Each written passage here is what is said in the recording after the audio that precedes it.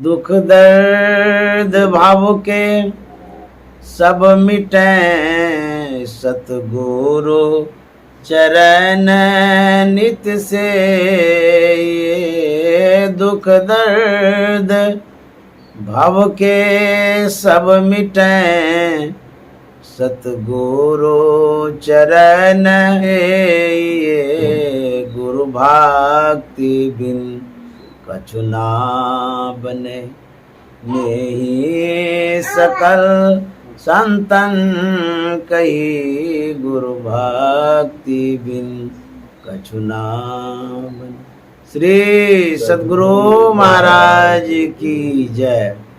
प्रातः स्मरणीय अनंत विभूषित परमाराध्य सद्गुरु महाराज गुरुदेव महर्षि संत सेवी परमानंद जी महाराज, बिलासपुर छत्तीसगढ़ के विशेष सत्संग प्रेमी महानुभाव, माता एवं बहनों, आज श्रीमान अशोक प्रसाद झा साहब के आवास पर हम लोग सत्संग कर रहे हैं और गुरु भक्ति ने नीलम दीदी के आवास पर प्रातःकालीन सत्संग में हम लोग सम्मिलित हैं।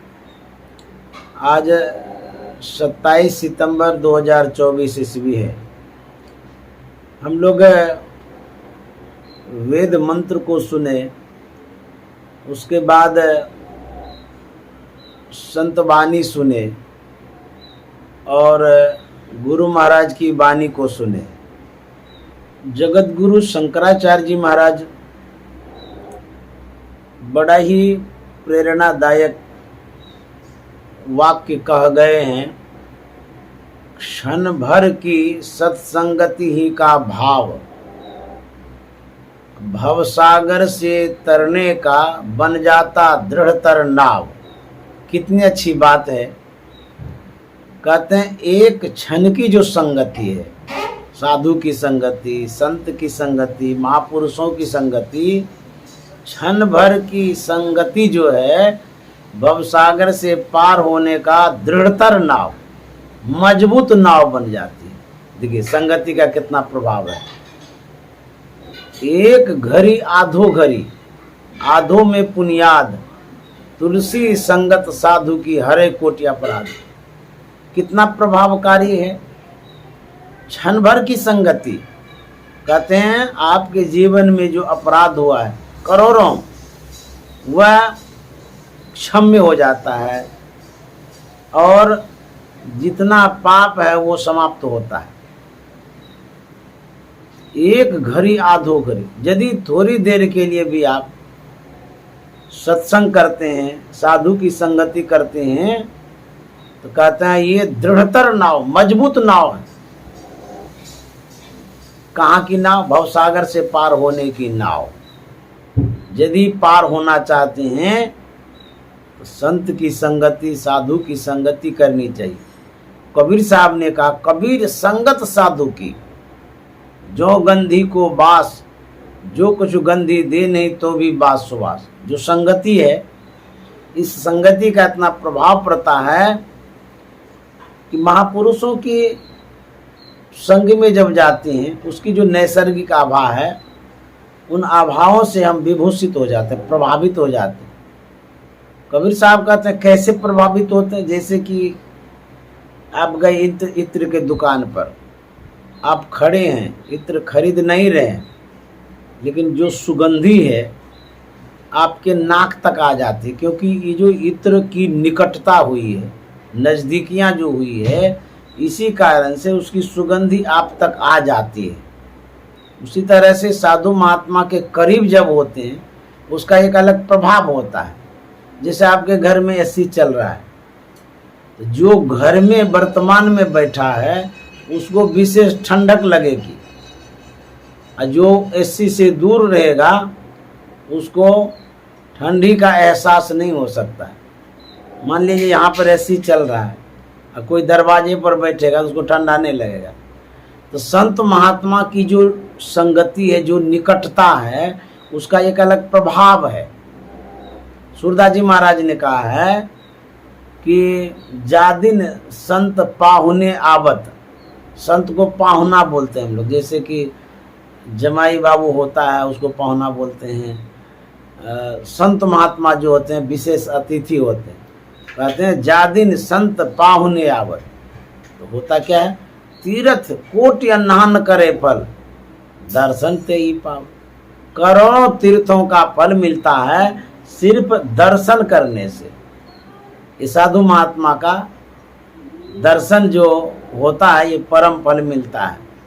इस तरह से यदि हम संगति करते हैं, साधु संग करते हैं, हमारे जीवन में प्रभाव डालता है।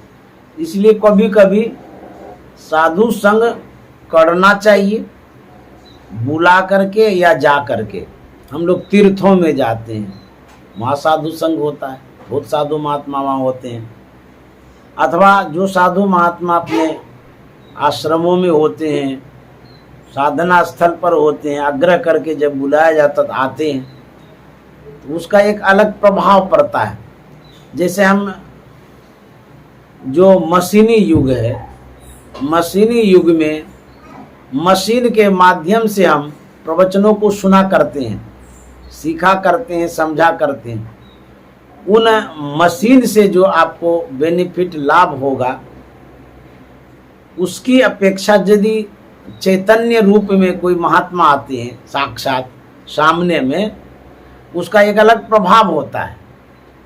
जैसे हमारा चैनल है, इसमें कोई प्रवचन सुनेंगे, यही प्रवचन, उसका जो प्रभाव होगा, हम साक्षात जब जाएंगे सामने में प्रवचन करने के लिए, मन पर उसका विशेष प्रभाव पड़ता है। एक आस्था भी होती है, श्रद्धा भी होती है कि महात्मा आए हैं, गुरु जी आए हैं, हमारे घर पर आए हैं। तो वो जो नैसर्गिक आभा है उसका अलग एक प्रभाव है। ये मशीन में जो, मोबाइल में या टीवी में जो आभाएं हैं, वह आभा और अभी जो हम बैठे हैं इसकी आभा, दोनों में अंतर है। इसीलिए साधु महात्मा की जब निकटता होती है, तीर्थ कोटि अन्नान करे पर, दर्शन ते ही पावत, जा दिन संत पाहुने आवत। और नेह नयो दिन दिन प्रति उनकी, चरण कमल चित लावत। नेह का मतलब होता है स्नेह, लगाव, जुड़ाव। निकटता जब होती है तो जुड़ाव अलग होता है। जैसे मान लिया जाए हमारे आदरणीय प्रधानमंत्री हैं मोदी जी, तो मोदी जी विशेष रूप से विदेश यात्रा में होते हैं। तो जब भारत के प्रधानमंत्री अपने देश में होते हैं, उस समय जो विदेशी संबंध है, और जब उनके पास जाते हैं विदेश में, वो जो संबंध होता है उसमें विशेष प्रगाढ़ता मालूम होती है। जैसे मोदी जी जब जाते हैं, एक विशेष स्नेह हो जाता है, एक लगाव हो जाता है, निकटता हो जाती है, जुड़ाव होता है, फिर वार्तालाप विशेष शुरू हो जाती है। तो नज़दीक जाने से एक अलग प्रभाव पड़ता है, संबंध बनता है। जितना हम निकट जाते हैं, हमारे विचारों का उतना समन्वय होता है, संबंध होता है, निकटता हो जाती है। जैसे आप अपने घर में हैं, आपका जो कुटुंब परिवार है अभी भी तो जुड़ा हुआ है, फोन से बात भी होती होगी, बात करते होंगे आप। लेकिन जिस घड़ी, जिस समय, चाहे आयोजन में हो या यूं ही आप उनके निकट पहुंचते हैं, तो शायद वह जो जुड़ाव है एक अलग ढंग का होता है। घर पर रह कर के जो जुड़ाव होता है, उस जुड़ाव में घनिष्ठता आप महसूस करते हैं। जैसे कभी जाते हैं गांव, जब लोगों से मिलते हैं तो बहुत निकटता महसूस करते हैं, अच्छा लगता है लोगों को। फिर क्या होता है, एक जागरण होता है, जागृति होती है आपसे जुड़ने का, मिलने का। फिर कहते हैं बड़ा अच्छा हुआ जो आप आए, मिल लिए, फिर आइएगा। यदि आप नहीं भी फ़ोन करते हैं तो उधर से फ़ोन आ जाता है कि आप आए थे, अच्छा लगा था, आप एक बार और आइए। निकटता वाली जो बात है उसमें विशेष प्रभाव पड़ता है, यही कहने का मतलब। जैसे हम नहीं आए थे तब जो आपके मन में था, अभी जो आए हैं उसमें अंतर है। अभी आप बहुत खुश हैं कि बाबा आए हैं, खिलाएंगे पिलाएंगे, रखेंगे बढ़िया से, सत्संग सुनेंगे बाबा से। ये एक अलग जुड़ाव है। उसी तरह से जिस दिन संत महात्मा आते हैं, कहते हैं नेह नयो, नया नया मतलब कि एक संबंध जुड़ाव निकलते रहता है। नेह नयो, दिन दिन प्रति उनके प्रति दिनों दिन एक अलग जुड़ाव होने लगता है। जिसे आप अभी ध्यान करते हैं, अभी तो कुछ नहीं मिला है, देखने में अंधकार मालूम पड़ता है, लेकिन जिस दिन प्रत्यक्ष दर्शन होगा, आमने सामने साधना की अनुभूति जब होगी, उस समय आपकी जो खुशियाँ होगी वो अलग ढंग की होगी, बड़ी विचित्र वाली खुशियाँ होगी, आपको बहुत अच्छा लगेगा। कबीर साहब ने कहा न, अपने घट दिए न बारू रे, नाम का तेल सूरत के बाते, ब्रह्म अग्नि उद्गारू रे, जगमग ज्योत निहारू मंदिर में, तनमन धन सब बारू रे, झूठी जान जगत की आशा, बारंबार विसारू रे। कबीर साहब कहते हैं कि यदि अंतर में प्रकाश होगा तो उसकी जो खुशी होती है वो अलग होती है। इसीलिए साधु महात्मा की जो निकटता है, नज़दीकियाँ आवश्यक है। हम परिवार के साथ रहते हैं, बड़ी खुशी की बात है। परिवार के साथ संवाद करना चाहिए। क्या संवाद? उनके विचारों को सुनना चाहिए, अपना विचार देना चाहिए। जो आपका विचार है और जो परिवार का विचार है, दोनों विचार में समन्वय होना चाहिए, सामंजस्य होना चाहिए। और दोनों विचारों के अनुरूप यदि आप घर का कार्य संपादित करते हैं, स्वर्ग खोजने की आवश्यकता नहीं, घरे में स्वर्ग हो जाएगा। ये जो संवाद है निकटता वाला, ये नहीं कि फोन से बात कर लिए, रोटी सब्जी बना लीजिएगा, नहीं, पास में बैठ करके समय दे करके जब बात करते हैं, यह एक अलग जुड़ाव होता है। लोग आजकल समय ही नहीं देते हैं, फुर्सत ही नहीं लोगों को, अपने काम में व्यस्त हैं। पति है अमेरिका में और पत्नी है इंग्लैंड में, फोन से बातचीत करते रहते हैं। इससे पारिवारिक जो समरसता है, जो सौहार्द है, उसमें कमी हो जाती है। पहले के लोग कैसे थे? घर परिवार में रहते थे अधिकतर। गांव में देखिए अभी भी 10 गो आदमी बैठ करके विचार करते थे, मीटिंग करते थे, हास प्रयास करते थे, मिलते जुलते थे। उसमें जो एक निर्णय होता था बड़ा ही खुशनुमा, प्रसन्नता वाला और ठोस निर्णय होता था। आजकल लोग सब ऑनलाइन ही काम करना चाहते हैं। ऑनलाइन में क्या था, कभी कभी ऑन पोन हो जाता है, उल्टा पुल्टा हो जाता है, कभी गड़बड़ भी हो जाता है। तो सब कुछ ऑनलाइन पर ही यदि आपका जीवन डिपेंड करेगा, कार्य डिपेंड करेगा, तो जो जीवन में मधुरता आनी चाहिए, वो मधुरता, वो मिठास आपको शायद ऑनलाइन में मालूम नहीं होगा। इसीलिए मिलना जरूरी है, समागम करना जरूरी है, कुटुंब को, परिवार को, महात्मा को बुलाना जरूरी है, उसके पास जाना जरूरी है। ये भारतीय संस्कृति की सीख है। यही हम लोग छोड़ते जा रहे हैं, भूलते जा रहे हैं। तो जब आप नजदीक में होते हैं, तब सूरदास जी महाराज कहते हैं नेह नयो, दिन दिन प्रति उनकी नया नया संबंध होता है, नई नई बातें होती है, जुड़ाव होता है। कहते हैं नेह नयो, दिन दिन प्रति उनकी। तो साधु महात्मा का जब दर्शन करते हैं तो दर्शन में नैसर्गिक आभाएं होती है, उससे लाभ मिलता है। साधु महात्मा के पास आभा कैसी होती है? ज्ञान की आभा, विचार की आभा, शुद्धता वाली आभा, साधना वाली आभा, अनुभव वाली आभा, अंतर प्रकाश वाली आभाएं होती हैं। यदि जनसाधारण के पास जाते हैं, जिनके पास न ज्ञान है न विवेक है, उनकी आभा कैसी होगी? उनकी आभा अज्ञानता वाली होगी। उनके पास यदि जाएंगे तो आप ऊब जाएंगे, मन नहीं लगेगा, आपको टेंशन हो जाएगा, खुशियाँ नहीं होगी मन में। लेकिन जिनके अंदर में अच्छी आभा है, उनकी यदि निकटता होती है तो उसमें खुशियाँ आती है, मन करता है कि और थोड़ा देर रहते। जब अच्छी आभाएं होती हैं तो मन खुश हो जाता है।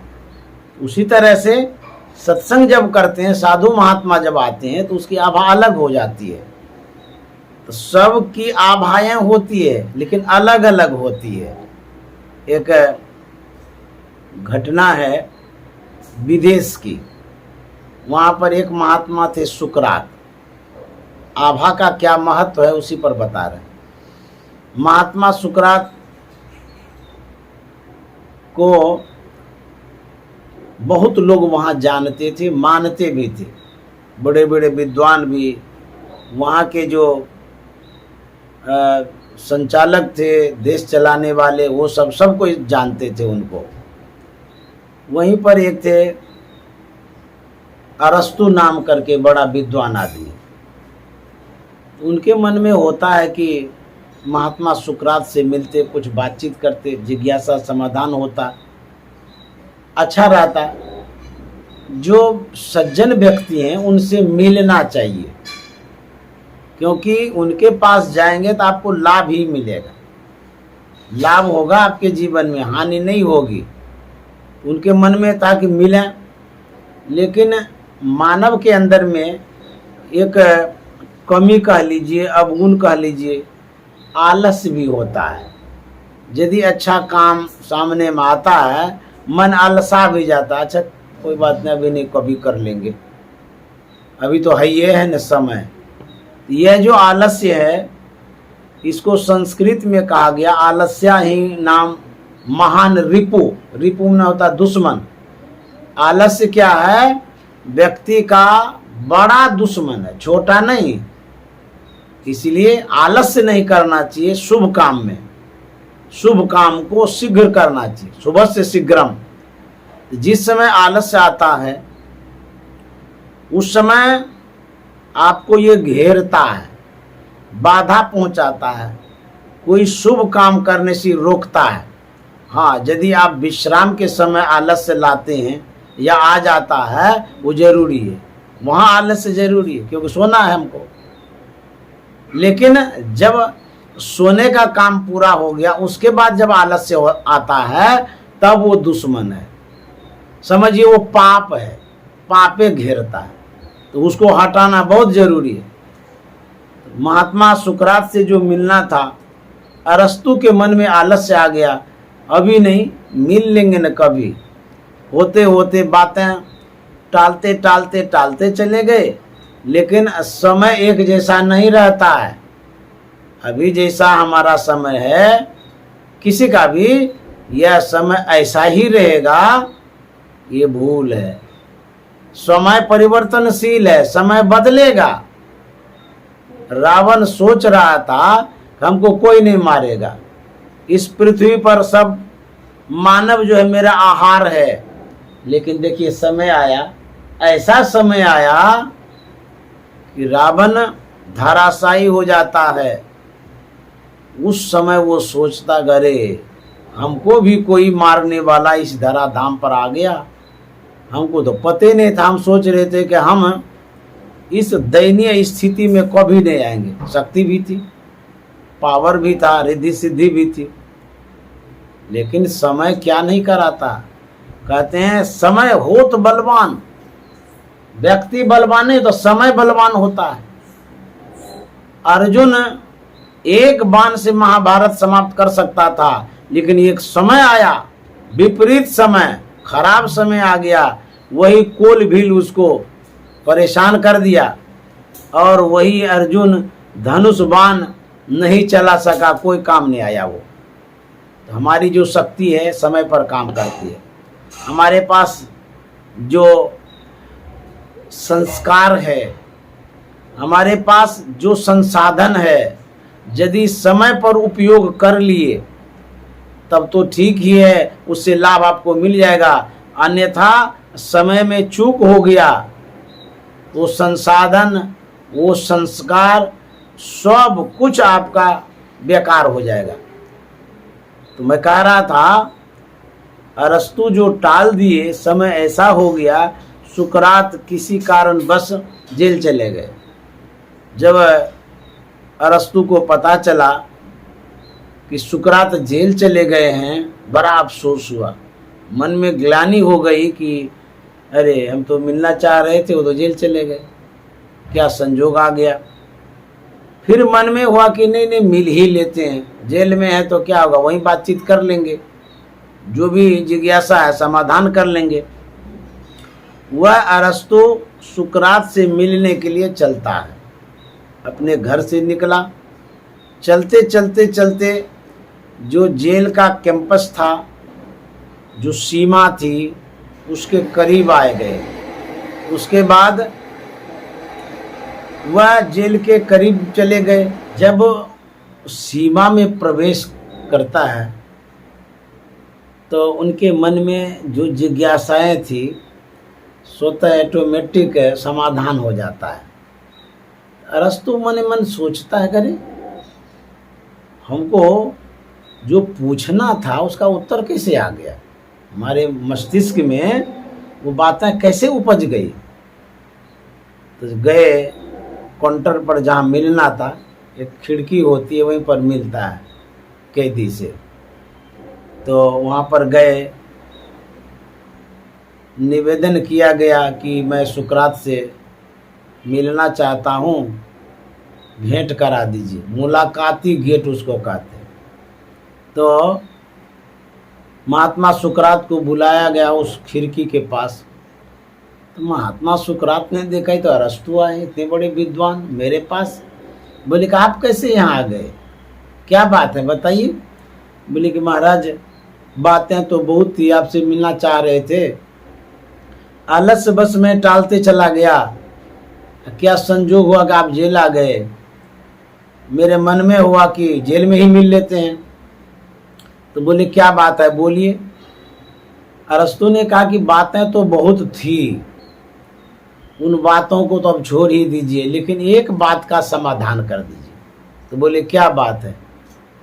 अरस्तु ने कहा कि सारी जिज्ञासा मन में थी, आपसे समाधान चाह रहे थे, लेकिन उन जिज्ञासाओं का समाधान आप तक आते आते समाधान कैसे हो गया, बस इसी का आप समाधान कर दीजिए, ये हुआ तो कैसे हो गया। तब महात्मा सुकरात ने कहा था कि जितने व्यक्ति होते हैं सबकी नैसर्गिक आभा होती है। आभा का एक मंडल होता, सीमा, परिधि। जैसे हम लोग इस मंडल में सत्संग कर रहे हैं, इस सत्संग का प्रभाव पूरे इस परिधि में है।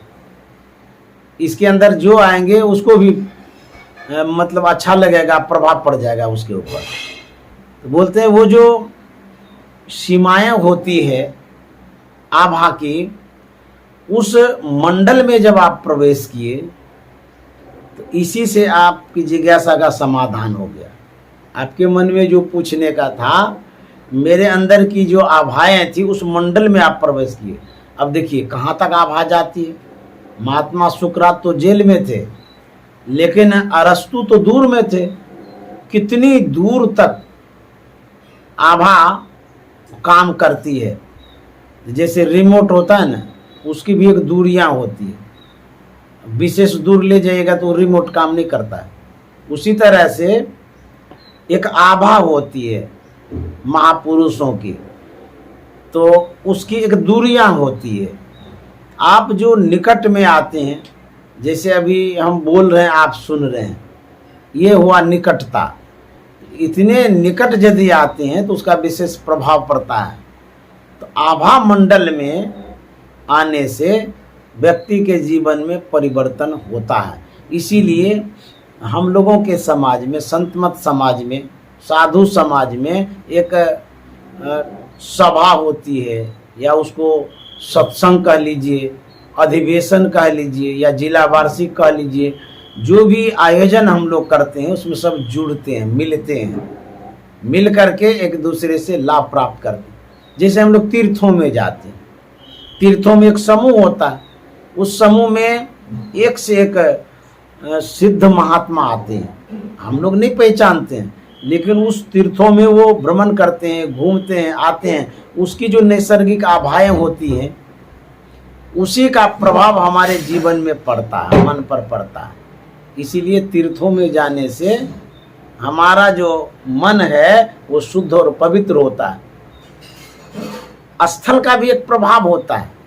जिस तीर्थ स्थल में जाते हैं वो शुद्ध पवित्र होता है, क्योंकि उस स्थल पर एक से एक सिद्ध पुरुष का चरण पड़ा हुआ है, धूल पड़ी हुई है, नैसर्गिक आभाएं हैं।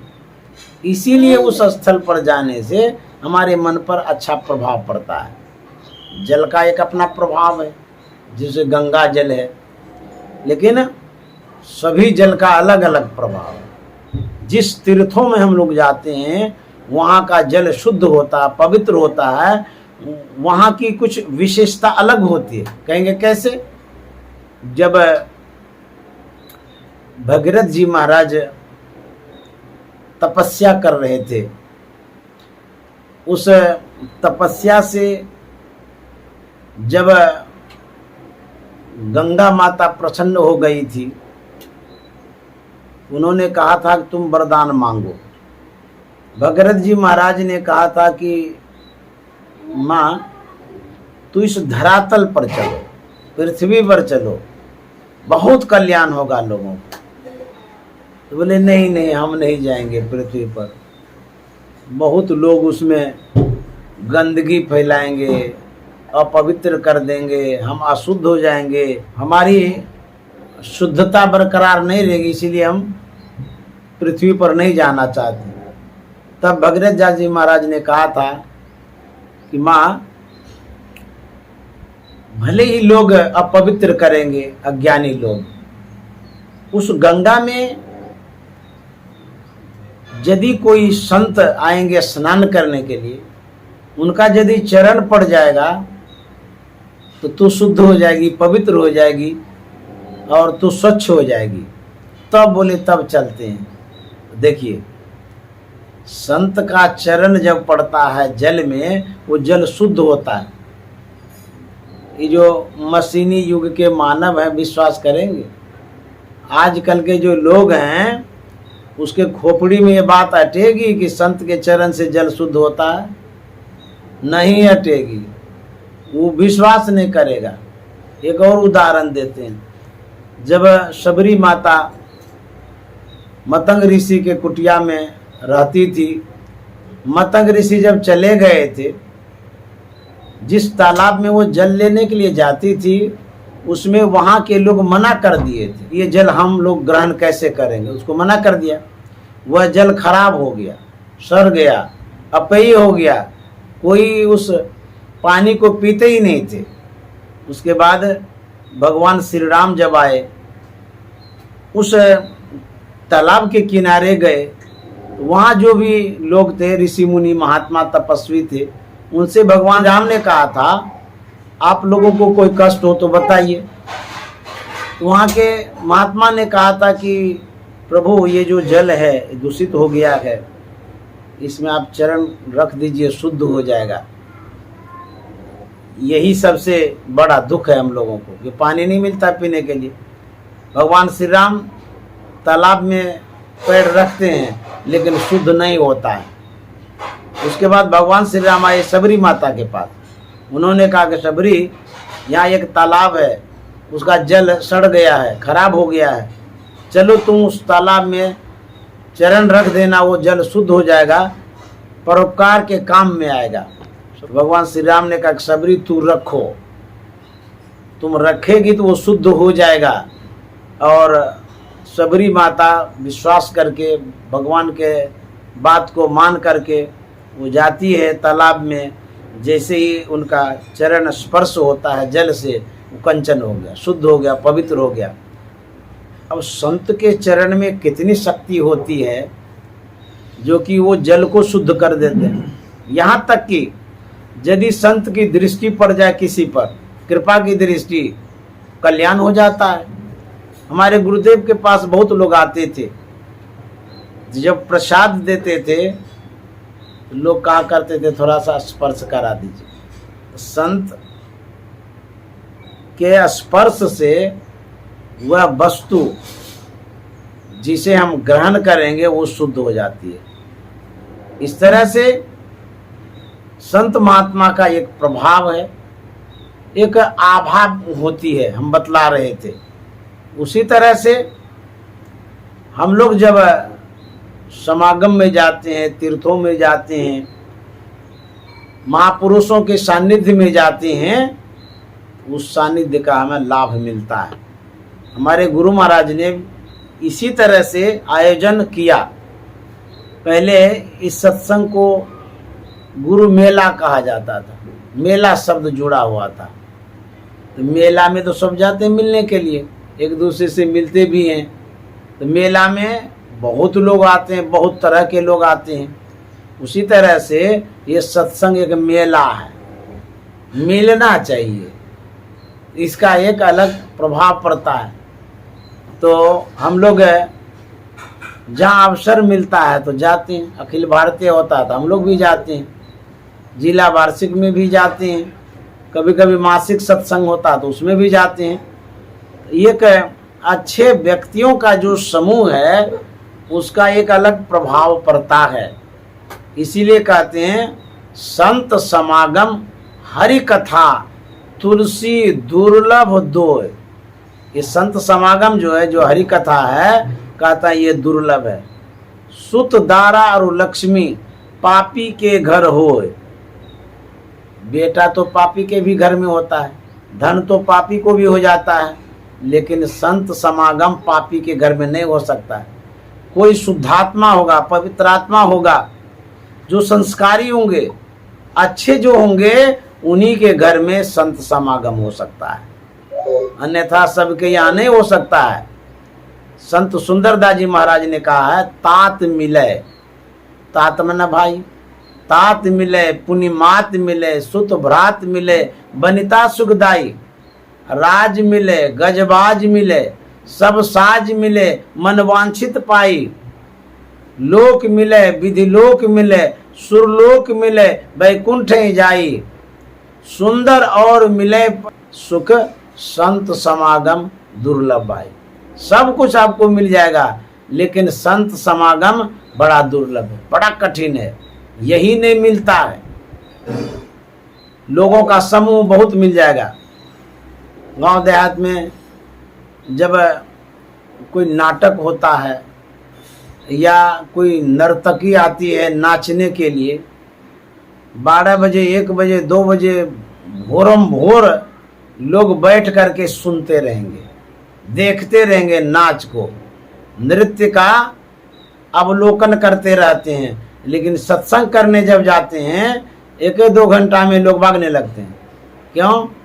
तुलसी पुरविला पापते हरि चर्चा न सुहाय, जैसे ज्वर के ताप से भोजन की रुचि जाए। ये जो पाप है, संताप है, इसके कारण सत्संग अच्छा नहीं लगता है, ये हरि कथा अच्छी नहीं लगती है। इसलिए जो संस्कारी व्यक्ति हैं वही हरि कथा सुन सकते हैं।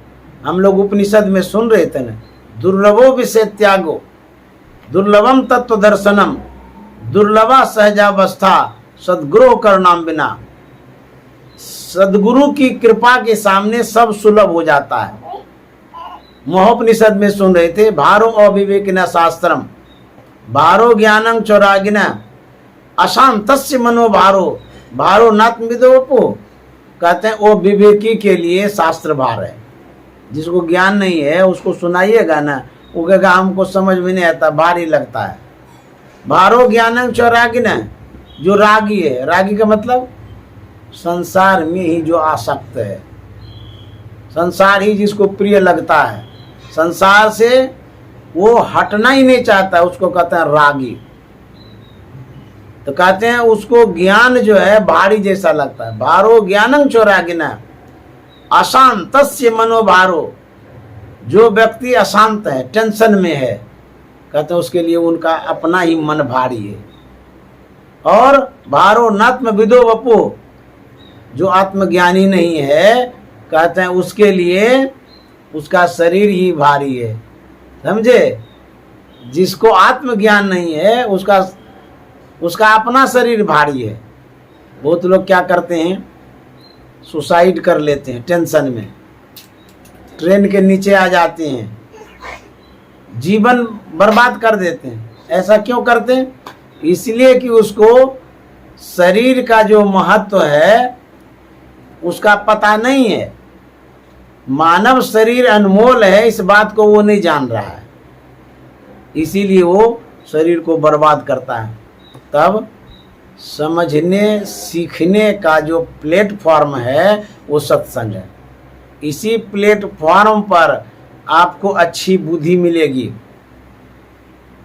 अच्छी सीख मिलेगी, क्योंकि गोस्वामी जी ने कहा है बिनु सत्संग विवेक न होई, राम कृपा बिनु सुलभ न सोई। जब तक सत्संग नहीं करेंगे विवेक नहीं होगा। और तुलसीदास हरि गुरु करुणा बिनु विमल विवेक न होई, बिनु विवेक संसार घोर निधि पार न पावे कोई। तुलसीदास जी महाराज कहते हैं कि जब तक हरि और गुरु की कृपा नहीं होगी तब तक पवित्र बुद्धि आपके पास नहीं आ सकती है। इसके लिए सत्संग की बड़ी आवश्यकता है। जब सत्संग करेंगे तब जाकर के उद्धार होगा। सत्संगत्वे तब निसंगत्वम, निसंगत्वे निर्मोहत्वम। निर्मोह का मतलब मोह से अलग होना, आसक्ति से अलग होना, ये राग जो हो गया उससे अलग होना। तो जगत गुरु शंकराचार्य जी महाराज कहते हैं कैसे अलग होंगे? सत्संगति से हो जाता नर विषयों से निसंग। सत्संग करेंगे तब अलग हो सकते हैं, अन्यथा नहीं। इसलिए सत्संग की बड़ी आवश्यकता है। संत महात्मा ने जो ये अवलंब दिया है, आधार दिया है, बड़ी कृपा करके। एक संत हो गए दूलन साहब, उन्होंने कहा त्रिकुटी तीर्थ प्रेम जल निर्मल, मलि मलिन नहाया रे तू काहे को जग में आया। आज्ञा चक्र जो है वो त्रिकुटी है। कहते हैं वहां पर पवित्र जल का प्रवाह होते रहता है। त्रिकुटी में जो त्रिवेणी है वहां जो धाराएं चलती रहती है, सरस्वती की धारा है, ज्ञान की धारा है, प्रकाश की धारा है, अंतः सलीला है। वो कहते हैं त्रिवेणी संगमो यत्र, इस शरीर में त्रिवेणी है, यत्रोम न यहाँ तीर्थ राजा सो उच्यते। तीर्थ राज, तीर्थ राज का मतलब होता है तीर्थों में जो श्रेष्ठ हो उसको कहता है तीर्थ राज। जितना त्रिवेणी है जड़ त्रिवेणी बाहर में, लेकिन चेतन त्रिवेणी अंदर में है। वो सुषुम्ना जो आज्ञा चक्र जो है तीर्थ राज से माना जाता है, गिना जाता है। कहता है तत्र स्नानम प्रकुर्वित, जो कोई उसमें स्नान करता है सर्व पापे प्रमुच्यते, सभी पापों से मुक्ति मिलती है त्रिवेणी में स्नान करने से। अब कहीं जाने की आवश्यकता है? वह त्रिवेणी हमारे अंदर में ही है, शरीर में ही है। इसलिए कहते हैं कि बैठ करके अपने घर में ध्यान करिए और सत्संग करिए, यही आपकी विशेष मन की शुद्धता होगी। आप विशेष रूप से शुद्ध हो जाएंगे, पवित्र हो जाएंगे। तो जो ज्ञानी है, आत्मज्ञानी है, जैसे कि जो आत्म ध्यान करता है, उत्तर गीता में लिखा हुआ है आत्म ध्यानी के लिए प्रतिमा पूजन अनर्थवत है, आवश्यकता ही नहीं है। आत्म ध्यानी जो आत्म ध्यान करता है उसके लिए जो स्थूल पूजा है, बाह्य पूजा है, सगुण पूजा है, आवश्यक नहीं है। लेकिन जो कुछ नहीं करता है, जैसे मान लिया जाए बच्चा का विद्यार्थी है, उसको जब तक वो या नहीं सिखाएंगे BA MA का पढ़ाई कैसे कर सकता है?